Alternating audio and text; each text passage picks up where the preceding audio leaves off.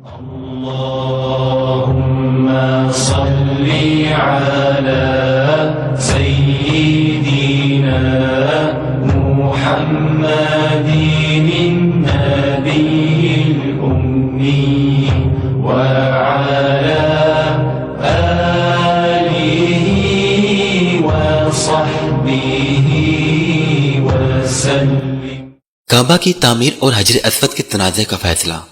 آپ صلی اللہ علیہ وآلہ وسلم کی عمر کا 35واں سال تھا کہ قریش نے نئے سرے سے خانہ کعبہ کی تعمیر شروع کی۔ وجہ یہ تھی کہ کعبہ صرف قد سے کچھ اونچی چہار دیواری کی شکل میں تھا۔ حضرت اسماعیل علیہ السلام کے زمانے ہی سے اس کی بلندی 9 ہاتھ تھی اور اس پر چھت نہ تھی۔ اس کیفیت کا فائدہ اٹھاتے ہوئے کچھ چوروں نے اس کے اندر رکھا ہوا خزانہ چرا لیا۔ اس کے علاوہ اس کی تعمیر پر ایک طویل زمانہ گزر چکا تھا، عمارت خستگی کا شکار ہو چکی تھی اور دیواریں پھٹ گئی تھیں۔ ادھر اسی سال ایک زوردار سیلاب آیا جس کے بہاؤ کا رخ خانہ کعبہ کی طرف تھا۔ اس کے نتیجے میں خانہ کعبہ کسی بھی لمحے ڈھہ سکتا تھا، اس لیے قریش مجبور ہو گئے کہ اس کا مرتبہ و مقام برقرار رکھنے کے لیے اسے از سر نو تعمیر کریں۔ اس مرحلے پر قریش نے متفقہ فیصلہ کیا کہ خانہ کعبہ کی تعمیر میں صرف حلال رقم ہی استعمال کریں گے، اس میں سود کی دولت اور کسی کا ناحق لیا ہوا مال استعمال نہیں ہونے دیں گے۔ نئی تعمیر کے لیے پرانی عمارت کو ڈھانا ضروری تھا، لیکن کسی کو ڈھانے کی جرت نہیں ہوتی تھی۔ بالآخر ولید بن مغیرہ مخزومی نے ابتدا کی۔ جب لوگوں نے دیکھا کہ اس پر کوئی آفت نہیں ٹوٹی تو باقی لوگوں نے بھی ڈھانا شروع کیا، اور جب قواعد ابراہیم تک ڈھا چکے تو تعمیر کا آغاز کیا۔ تعمیر کے لیے الگ الگ ہر قبیلے کا حصہ مقرر تھا اور ہر قبیلے نے علیحدہ علیحدہ پتھر کے ڈھیر لگا رکھے تھے۔ تعمیر شروع ہوئی۔ باقوم نامی ایک رومی معمار نگراں تھا۔ جب عمارت حجر اسود تک بلند ہو چکی تو یہ جھگڑا اٹھ کھڑا ہوا کہ حجر اسود کو اس کی جگہ رکھنے کا شرف و امتیاز کسے حاصل ہو۔ یہ جھگڑا 4-5 روز تک جاری رہا اور رفتہ رفتہ اس قدر شدت اختیار کر گیا کہ معلوم ہوتا تھا سرزمین حرم میں سخت خون خرابہ ہو جائے گا۔ لیکن ابو امیہ مخزومی نے یہ کہہ کر فیصلے کی ایک صورت پیدا کر دی کہ مسجد حرام کے دروازے سے دوسرے دن جو سب سے پہلے داخل ہو اسے اپنے جھگڑے کا حکم مان لیں۔ لوگوں نے یہ تجویز منظور کر لی۔ اللہ کی مشیت کہ اس کے بعد سب سے پہلے رسول اللہ صلی اللہ علیہ وآلہ وسلم تشریف لائے۔ لوگوں نے آپ کو دیکھا تو چیخ پڑے، یہ امین ہے، ہم ان سے راضی ہیں، یہ محمد ہیں۔ پھر جب آپ صلی اللہ علیہ وآلہ وسلم ان کے قریب پہنچے اور انہوں نے آپ کو معاملے کی تفصیل بتائی تو آپ نے ایک چادر طلب کی، بیچ میں حجر اسود رکھا اور متنازع قبائل کے سرداروں سے کہا کہ آپ سب حضرات چادر کا کنارہ پکڑ کر اوپر اٹھائیں۔ انہوں نے ایسا ہی کیا۔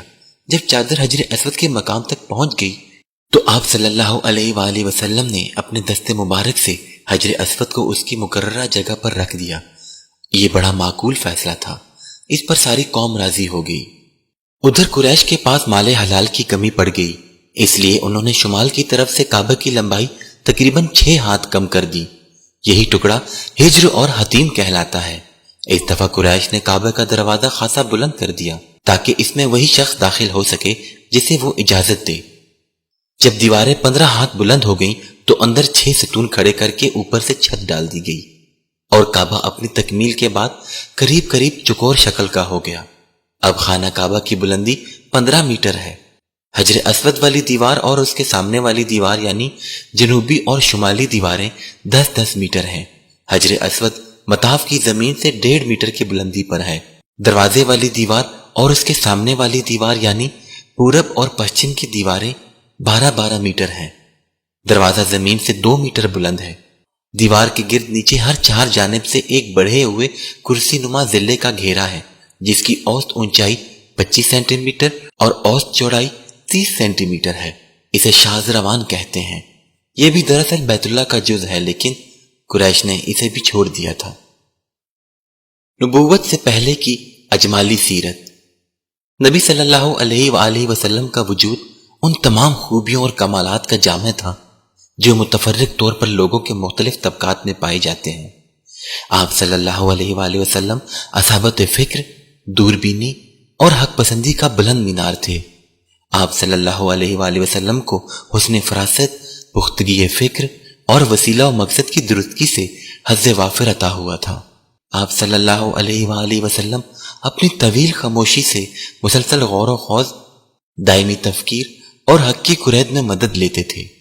آپ صلی اللہ علیہ وآلہ وسلم نے اپنی شاداب عقل اور روشن فطرت سے زندگی کے صحیفے، لوگوں کے معاملات اور جماعتوں کے احوال کا مطالعہ کیا، اور جن خرافات میں یہ سب لت پت تھی ان سے سخت بیزاری محسوس کی۔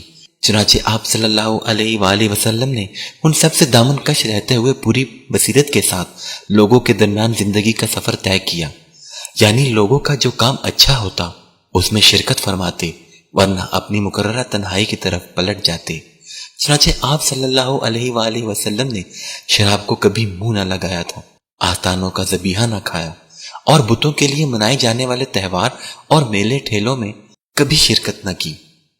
آپ صلی اللہ علیہ وآلہ وسلم کو شروع ہی سے ان کے باطل معبودوں سے اتنی نفرت تھی کہ ان سے بڑھ کر آپ کی نظر میں کوئی چیز مبغوض نہ تھی، حتیٰ کہ لات و عزا کی قسم سننا بھی آپ کو گوارا نہ تھا۔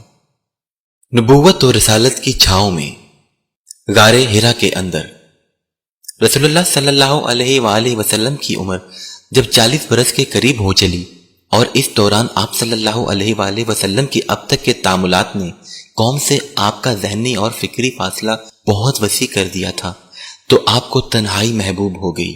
چنانچہ آپ ستو اور پانی لے کر مکہ سے کوئی 2 میل دور کوہ ہرا کے ایک غار میں جا رہے تھے۔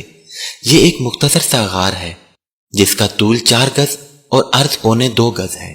یہ نیچے کی جانب گہرا نہیں ہے، بلکہ ایک مختصر راستے کے بازو میں اوپر کی چٹانوں کے باہم ملنے سے ایک کوتل کی شکل اختیار کیے ہوئے ہے۔ آپ صلی اللہ علیہ وآلہ وسلم جب یہاں تشریف لے جاتے تو حضرت خدیجہ رضی اللہ تعالی عنہا بھی آپ کے ہمراہ جاتی اور قریب ہی کسی جگہ موجود رہتی۔ آپ صلی اللہ علیہ وآلہ وسلم رمضان بھر اس غار میں قیام فرماتے، آنے جانے والے مسکینوں کو کھانا کھلاتے اور بقیہ اوقات اللہ تعالیٰ کی عبادت میں گزارتے، کائنات کے مشاہد اور اس کے پیچھے کار فرما قدرت نادرہ پر غور فرماتے۔ آپ صلی اللہ علیہ وآلہ وسلم کو اپنی قوم کے لچر پوچ شرکی عقائد اور واہیات تصورات پر بالکل اطمینان نہ تھا، لیکن آپ صلی اللہ علیہ وآلہ وسلم کے سامنے کوئی واضح راستہ، معین طریقہ اور افراط تفرید سے ہٹی ہوئی کوئی ایسی راہ نہ تھی جس پر آپ صلی اللہ علیہ وآلہ وسلم اطمینان اور انشراح قلب کے ساتھ رواں دواں ہو سکتے۔ نبی صلی اللہ علیہ وآلہ وسلم کی یہ تنہائی پسندی بھی در حقیقت اللہ تعالیٰ کی تدبیر کا ایک حصہ تھی۔ اس طرح اللہ تعالیٰ آپ کو آنے والے کار عظیم کے لیے تیار کر رہا تھا۔ در حقیقت جس روح کے لیے بھی یہ مقدر ہو کہ وہ انسانی زندگی کے حقائق پر اثر انداز ہو کر ان کا رخ بدل ڈالے، اس کے لیے ضروری ہے کہ زمین کے مشاغل، زندگی کے شور اور لوگوں کے چھوٹے چھوٹے ہم و غم کی دنیا سے کٹ کر کچھ عرصے کے لیے الگ تھلگ اور خلوت نشین رہے۔ ٹھیک اسی سنت کے مطابق جب اللہ تعالیٰ نے حضرت محمد صلی اللہ علیہ وآلہ وسلم کو امانت کبریٰ کا بوجھ اٹھانے، روح زمین کو بدلنے اور خط تاریخ کو موڑنے کی تیار کرنا چاہا، تو رسالت کی ذمہ داری عائد کرنے سے 3 سال پہلے آپ صلی اللہ علیہ وآلہ وسلم کے لیے خلوت نشینی مقرر کر دی۔ آپ اس خلوت میں 1 ماہ تک کائنات کی آزاد روح کے ساتھ ہم سفر رہتے اور اس وجود کے پیچھے چھپے ہوئے غیب کے اندر تدبر فرماتے، تاکہ جب اللہ تعالیٰ کا اذن ہو تو اس غیب کے ساتھ تعامل کے لیے مستعد رہیں۔ جبریل وحی لاتے ہیں۔ جب آپ صلی اللہ علیہ وآلہ وسلم کی عمر 40 برس ہو گئی اور یہی سن کمال ہے، اور کہا جاتا ہے کہ یہی پیغمبروں کی بعثت کی عمر ہے، تو زندگی کے افق کے پار سے آثار نبوت جگمگانا شروع ہوئے۔ یہ آثار خواب تھے۔ آپ صلی اللہ علیہ وآلہ وسلم جو بھی خواب دیکھتے وہ سپیدہ صبح کی طرح نمودار ہوتا۔ اس حالت پر 6 ماہ کا عرصہ گزر گیا، جو مدت نبوت کا 46واں حصہ ہے، اور کل مدت نبوت 23 برس ہے۔ اس کے بعد جب ہرا میں خلوت نشینی کا 3را سال آیا تو اللہ تعالیٰ نے چاہا کہ روئے زمین کے باشندوں پر اس کی رحمت کا فیضان ہو، چنانچہ اس نے آپ صلی اللہ علیہ وآلہ وسلم کو نبوت سے مشرف کیا، اور جبرائیل علیہ السلام قرآن مجید کی چند آیات لے کر آپ صلی اللہ علیہ وآلہ وسلم کے پاس تشریف لائے۔ دلائل و قرائن پر ایک جامع نگاہ ڈال کر حضرت جبرائیل علیہ السلام کی تشریف آوری کے اس واقعے کی تاریخ معین کی جا سکتی ہے۔ ہماری تحقیق کے مطابق یہ واقعہ رمضان المبارک کی 21 تاریخ کو دوشنبہ کی رات میں پیش آیا، اس روز اگست کی 10 تاریخ تھی اور 610 عیسوی تھا۔ قمری حساب سے نبی صلی اللہ علیہ وآلہ وسلم کی عمر 40 سال 6 مہینے اور 12 دن اور شمسی حساب سے 39 سال 3 مہینے اور 22 دن تھی۔ آئیے اب ذرا حضرت عائشہ رضی اللہ عنہا کی زبانی اس واقعات کی تفصیلات سنیں۔ یہ انوار لاہوت کا ایک ایسا شعلہ تھا جس سے کفر و ضلالت کی تاریکیاں چھٹتی چلی گئیں، یہاں تک کہ زندگی کی رفتار بدل گئی اور تاریخ کا رخ پلٹ گیا۔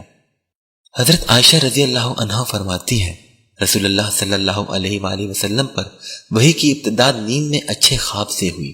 آپ جو بھی خواب دیکھتے وہ سپیدہ صبح کی طرح نمودار ہوتا۔ پھر آپ صلی اللہ علیہ وآلہ وسلم کو تنہائی محبوب ہو گئی، چنانچہ آپ غار حرا میں خلوت اختیار فرماتے اور کئی رات گھر تشریف لائے بغیر مصروف عبادت رہتے۔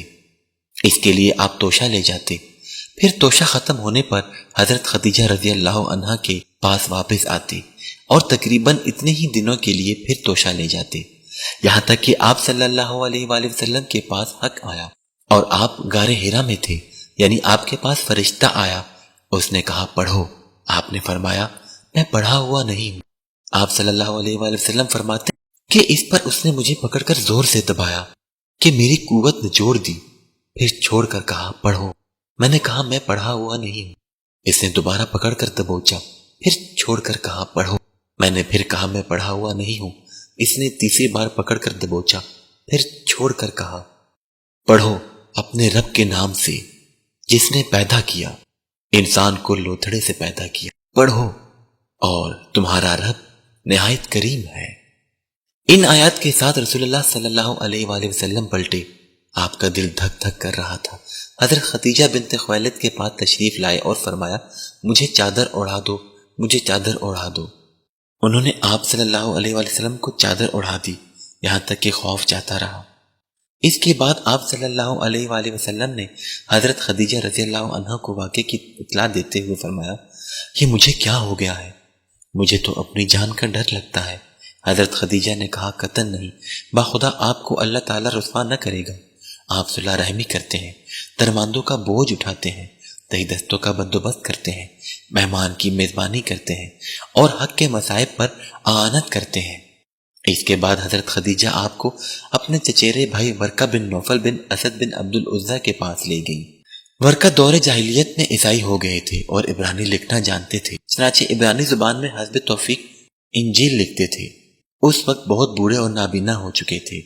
ان سے حضرت خدیجہ نے کہا بھائی جان آپ اپنے بھتیجے کی بات سنیں۔ ورقہ نے کہا بھتیجے تم کیا دیکھتے ہو؟ رسول اللہ صلی اللہ علیہ وآلہ وسلم نے جو کچھ دیکھا تھا بیان فرما دیا۔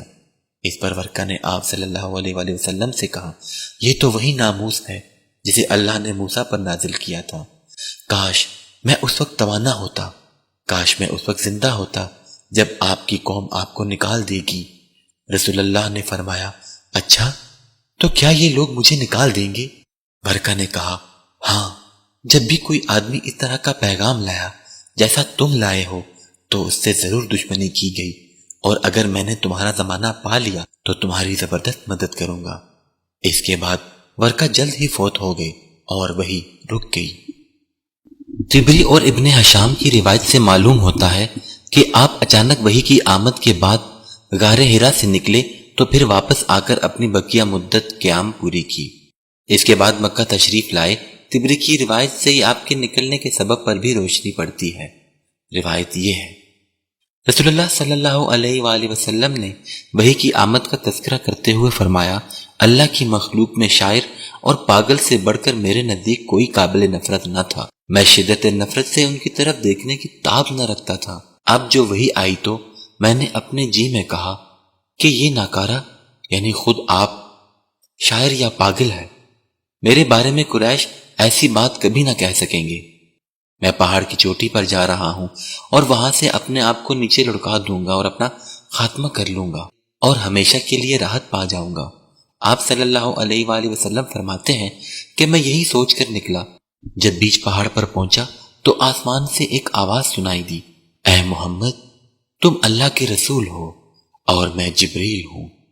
آپ صلی اللہ علیہ وآلہ وسلم کہتے ہیں کہ میں نے آسمان کی طرف اپنا سر اٹھایا تو دیکھا کہ جبرائیل ایک آدمی کی شکل میں افق کے اندر پاؤں جمائے کھڑے اور کہہ رہے ہیں، اے محمد تم اللہ کے رسول ہو اور میں جبریل ہوں۔ آپ صلی اللہ علیہ وآلہ وسلم فرماتے ہیں کہ میں وہیں ٹھہر کر جبریل کو دیکھنے لگا اور اس شغل نے مجھے میرے ارادے سے غافل کر دیا۔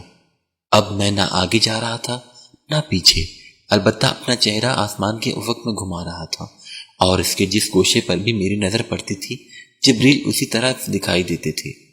میں مسلسل کھڑا رہا، نہ آگے بڑھ رہا تھا نہ پیچھے، یہاں تک کہ خدیجہ نے میری تلاش میں اپنے قاصد بھیجے اور وہ مکہ تک جا کر پلٹ آئے، لیکن میں اپنی جگہ کھڑا رہا۔ پھر جبریل چلے گئے اور میں بھی اپنے اہل خانہ کی طرف پلٹ آیا اور خدیجہ کے پاس پہنچ کر ان کی ران کے پاس انہی پر ٹیک لگا کر بیٹھ گیا۔ انہوں نے کہا، ابو القاسم آپ کہاں تھے؟ باخدا میں نے آپ کی تلاش میں آدمی بھیجے اور وہ مکہ تک جا کر واپس آ گئے۔ اس کے جواب میں نے جو کچھ دیکھا تھا انہیں بتا دیا۔ انہوں نے کہا، چچا کے بیٹے آپ خوش ہو جائیے اور آپ ثابت قدم رہیے، اس ذات کی قسم جس کے قبضے میں میری جان ہے، میں امید کرتی ہوں کہ آپ اس امت کے نبی ہوں گے۔ اس کے بعد وہ ورقہ بن نوفل کے پاس گئیں، انہیں ماجرا سنایا۔ انہوں نے کہا، قدوس قدوس اس ذات کی قسم جس کے ہاتھ میں ورقہ کی جان ہے، ان کے پاس وہی ناموس اکبر آیا ہے جو موسیٰ کے پاس آیا کرتا تھا، یہ اس امت کے نبی ہیں، ان سے کہو ثابت قدم رہے۔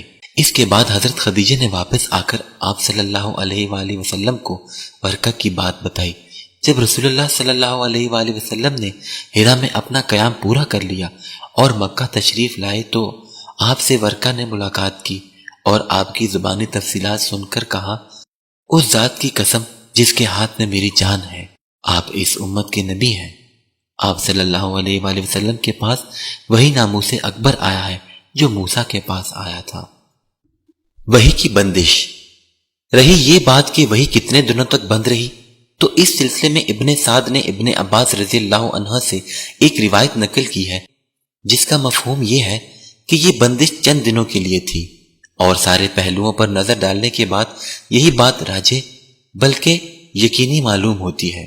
اور یہ جو مشہور ہے کہ وحی کی بندش 3 یا 2.5 سال تک رہی، تو یہ قطعاً صحیح نہیں، البتہ یہاں دلائل پر بحث کی گنجائش نہیں۔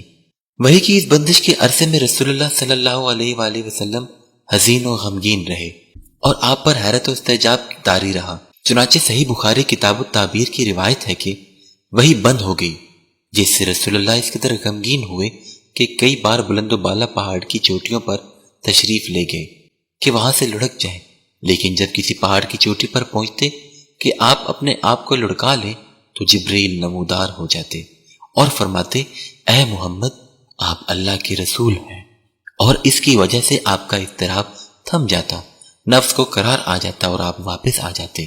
پھر جب آپ صلی اللہ علیہ وآلہ وسلم پر وحی کی بندش طول پکڑ جاتی تو آپ پھر اسی جیسے کام کے لیے نکلتے، لیکن جب پہاڑ کی چوٹی پر پہنچتے تو حضرت جبریل نمودار ہو کر پھر وہی بات دہراتے۔ جبریل دوبارہ وحی لاتے ہیں۔ حافظ ابن حجر فرماتے ہیں کہ یہ یعنی وحی کی بندش چند روزہ بندش تھی، اور اس لیے تھی تاکہ آپ پر جو خوف طاری ہو گیا تھا وہ رخصت ہو جائے اور دوبارہ وحی کی آمد کا شوق و انتظار پیدا ہو جائے۔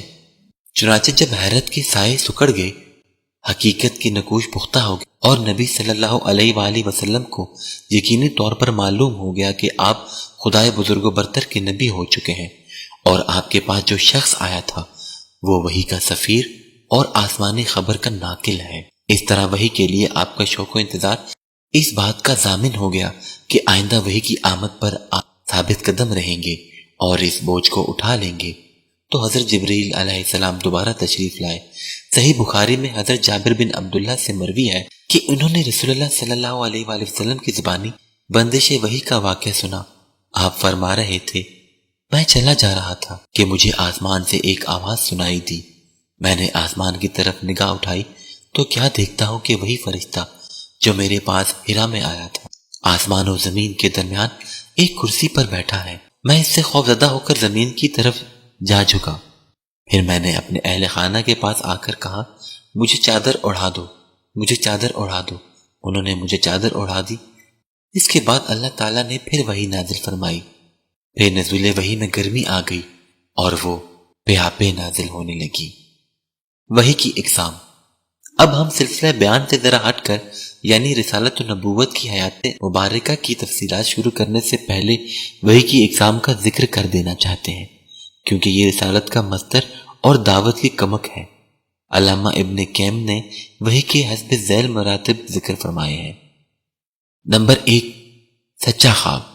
اسی سے نبی صلی اللہ علیہ وآلہ وسلم کے پاس وحی کی ابتدا ہوئی۔ نمبر 2، فرشتہ آپ کو دکھلائی دیے بغیر آپ کے دل میں بات ڈال دیتا تھا۔ مثلا نبی صلی اللہ علیہ وآلہ وسلم کا ارشاد ہے، روح القدس نے میرے دل میں یہ بات پھونکی کہ کوئی نفس مر نہیں سکتا یہاں تک کہ اپنا رزق پورا پورا حاصل کر لے، بس اللہ سے ڈرو اور طلب میں اچھائی اختیار کرو، اور رزق کی تاخیر تمہیں اس بات پر آمادہ نہ کرے کہ تم اسے اللہ کی معصیت کے ذریعے تلاش کرو، کیونکہ اللہ کے پاس جو کچھ ہے وہ اس کی اطاعت کے بغیر حاصل نہیں کیا جا سکتا۔ نمبر 3، فرشتہ نبی صلی اللہ علیہ وآلہ وسلم کے لیے آدمی کی شکل اختیار کر کے آپ کو مخاطب کرتا اور پھر جو کچھ وہ کہتا اسے آپ یاد کر لیتے۔ اس صورت میں کبھی کبھی صحابہ بھی فرشتے کو دیکھتے تھے۔ نمبر 4، آپ صلی اللہ علیہ وآلہ وسلم کے پاس وہی گھنٹی کے ٹن ٹنانے کی طرح آتی تھی۔ وہی کی یہ سب سے سخت صورت ہوتی تھی۔ اس صورت میں فرشتہ آپ سے ملتا تھا اور وہی آتی تھی تو سخت جاڑے کے زمانے میں بھی آپ صلی اللہ علیہ وآلہ وسلم کی پیشانی سے پسینہ پھوٹ پڑتا تھا، اور آپ اونٹنی پر سوار ہوتے تو وہ زمین پر بیٹھ جاتی۔ ایک بار اس طرح وہی آئی کہ آپ کی ران حضرت زید بن ثابت کی ران پر تھی، تو ان پر اس قدر گراں بار ہوئی کہ معلوم ہوتا تھا ران کچل جائے گی۔ نمبر 5، آپ فرشتے کو اس کی اصلی اور پیدائشی شکل میں دیکھتے تھے، اور اسی حالت میں وہ اللہ تعالیٰ کی حسب مشیت آپ کی طرف وحی کرتا تھا۔ یہ صورت آپ کے ساتھ 2 مرتبہ پیش آئی، جس کا ذکر اللہ تعالیٰ نے سورہ نجم میں فرمایا ہے۔ نمبر 6، وہ وحی جو آپ صلی اللہ علیہ وآلہ وسلم پر معراج کی رات نماز کی فرضیت وغیرہ کے سلسلے میں اللہ تعالیٰ نے اس وقت فرمائی جب آپ آسمانوں کے اوپر تھے۔ نمبر 7، فرشتے کے واسطے کے بغیر اللہ تعالیٰ کی آپ صلی اللہ علیہ وآلہ وسلم سے حجاب میں رہ کر براہ راست گفتگو، جیسے اللہ تعالیٰ نے موسیٰ علیہ السلام سے گفتگو فرمائی تھی۔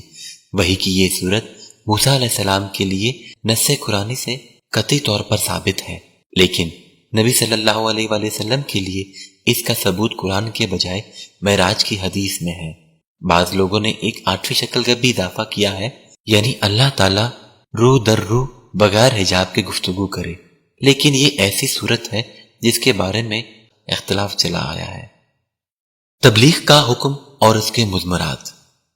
سورہ مدثر کی ابتدائی آیات میں نبی صلی اللہ علیہ وآلہ وسلم کو کئی احکامات دیے گئے جو بظاہر تو بہت مختصر اور سادہ ہیں، لیکن حقیقتاً بڑے دور رس مقاصد پر مشتمل ہیں اور حقائق پر ان کے گہرے اثرات مرتب ہوتے ہیں۔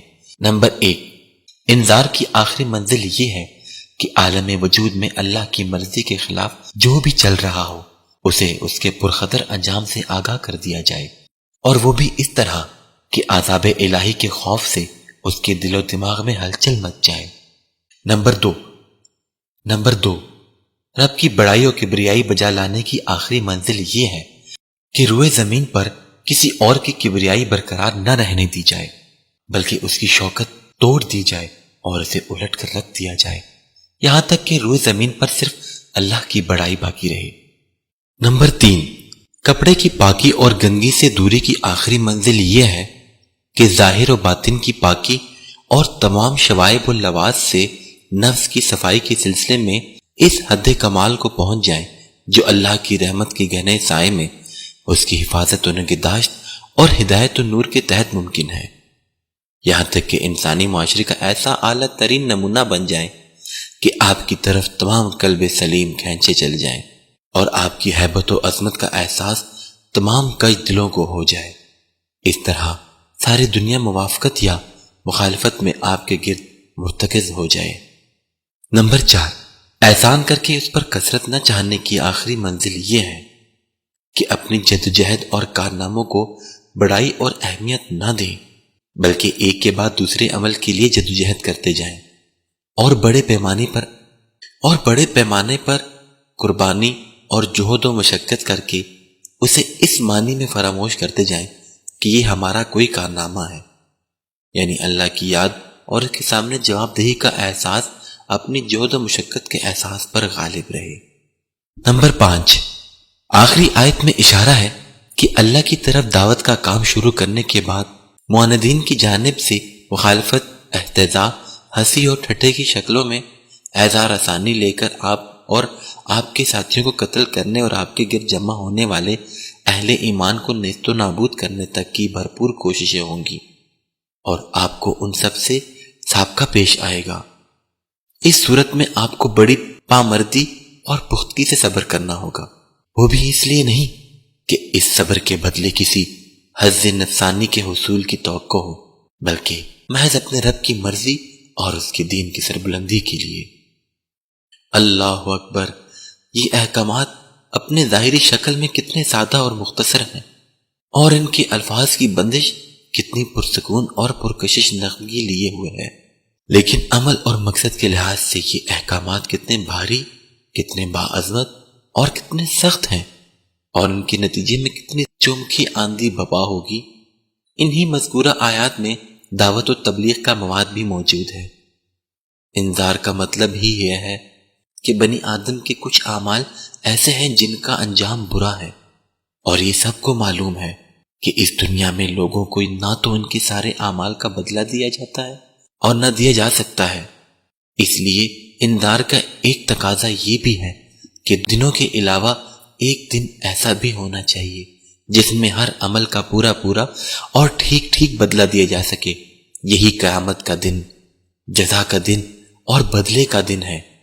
پھر اس دن بدلہ دیے جانے کا لازمی تقاضا ہے کہ ہم دنیا میں جو زندگی گزار رہے ہیں اس کے علاوہ بھی ایک زندگی ہو۔ بقیہ آیات میں بندوں سے یہ مطالبہ کیا گیا ہے کہ وہ توحید خالص اختیار کریں، اپنے سارے معاملات اللہ کو سونپ دیں اور اللہ کی مرضی پر نفس کی خواہش اور لوگوں کی مرضی کو تج دیں۔ اس طرح دعوت و تبلیغ کے مواد کا خلاصہ یہ ہوا: نمبر 1، توحید۔ نمبر 2، یوم آخرت پر ایمان۔ نمبر 3، تزکیہ نفس کا اہتمام، یعنی انجام بد تک لے جانے والے گندے اور فحش کاموں سے پرہیز، اور فضائل و کمالات اور اعمال خیر پر کاربند ہونے کی کوشش۔ نمبر 4، اپنے سارے معاملات کی اللہ کو حوالگی اور سپردگی۔ نمبر 5، پھر اس سلسلے کی آخری کڑی یہ ہے کہ یہ سب کچھ نبی کی رسالت پر ایمان لا کر آپ صلی اللہ علیہ وآلہ وسلم کی باعظمت قیادت اور رشد و ہدایت سے لبریز فرمودات کی روشنی میں انجام دیا جائے۔ پھر ان آیات کا مطلع اللہ بزرگ و برتر کی آواز میں ایک آسمانی ندا پر مشتمل ہے، جس میں نبی صلی اللہ علیہ وآلہ وسلم کو اس عظیم و جلیل کام کے لیے اٹھنے اور نیند کی چادر پوشی اور بستر کی گرمی سے نکل کر جہاد و کفا اور سعی و مشقت کے میدان میں آنے کے لیے کہا گیا۔ اے چادر پوش، اٹھ اور ڈرا۔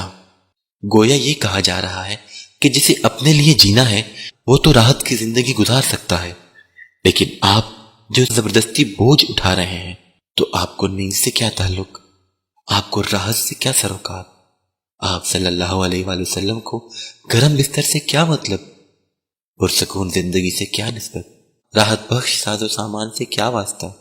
آپ اٹھ جائیے اس کار عظیم کے لیے جو آپ کا منتظر ہے، اس بارے گراں کے لیے جو آپ کی خاطر تیار ہے۔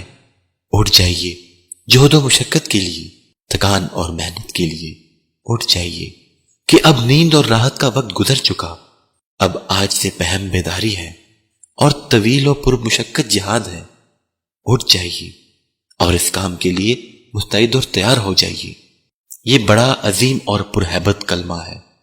اس نے نبی صلی اللہ علیہ وآلہ وسلم کو پرسکون گھر، گرم آغوش اور نرم بستر سے کھینچ کر تن طوفانوں اور تیز جھکڑوں کے درمیان اتھا سمندر میں پھینک دیا اور لوگوں کے ضمیر اور زندگی کے حقائق کی کشاکش کے درمیان لا کر کھڑا کیا۔ پھر رسول اللہ صلی اللہ علیہ وآلہ وسلم اٹھ گئے اور 20 سال سے زیادہ عرصے تک اٹھے رہے۔ راحت و سکون تج دیا، زندگی اپنے لیے اور اہل و عیال کے لیے نہ رہی۔ آپ اٹھے تو اٹھے ہی رہے۔ کام اللہ کی طرف دعوت دینا تھا۔ آپ نے یہ کمر توڑ بارے گرا اپنے شانے پر کسی دباؤ کے بغیر اٹھا لیا۔ یہ بوجھ تھا، اس روئے زمین پر امانت کبریٰ کا بوجھ، ساری انسانیت کا بوجھ، سارے عقیدے کا بوجھ، اور مختلف میدانوں میں جہاد و دفاع کا بوجھ۔ آپ نے 20 سال سے زیادہ عرصے تک پیہم اور ہماگیر مارکارائی میں زندگی بسر کی، اور اس پورے عرصے میں یعنی جب سے آپ نے وہ آسمانی ندائے جلیل سنی اور یہ گراں بار ذمہ داری پائی، آپ کو کوئی ایک حالت کسی دوسری حالت سے غافل نہ کر سکی۔ اللہ آپ کو ہماری طرف اور ساری انسانیت کی طرف بہترین جزا دے۔